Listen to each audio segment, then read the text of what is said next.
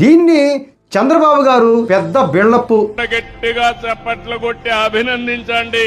చంద్రబాబు గారు కళ్ళార్పకుండా ఎలా భుజాలు ఎగరేస్తూ అబద్ధాలు చెప్తా ఉన్నారు.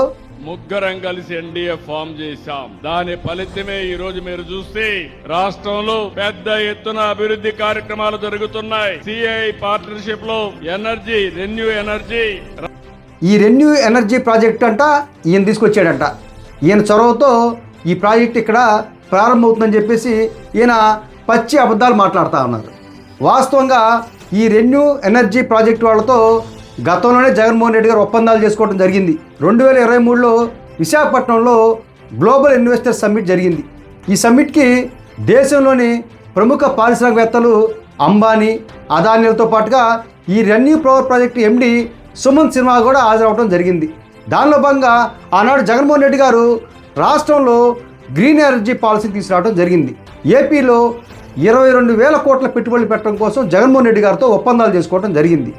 దాని ద్వారా ఏపీలో వేలాది మంది నిరుద్యోగ యువతకు ఉద్యోగ ఉపాధి అవకాశాలు వస్తాయని చెప్పి జగన్మోహన్ రెడ్డి గారు ముందు చూపుతూ ఆలోచన చేయడం జరిగింది.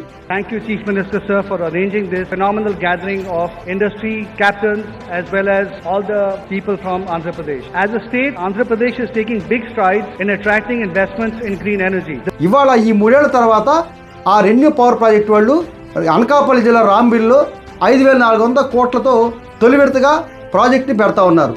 దీని ద్వారా 2,100 మందికి ఉద్యోగ అవకాశాలు రాబోతున్నాయి. పరోక్షంగా వేలాది మంది ఉపాధి పొందుతారు. దీన్ని చంద్రబాబు గారు మీడియా ముందు పెద్ద బిల్డప్, ఈయనేదో సాధించినట్టుగా, ఈయనేదో వాళ్ళతో మాట్లాడి ప్రాజెక్ట్ తీసుకొచ్చినట్టు చెప్తా ఉన్నారు.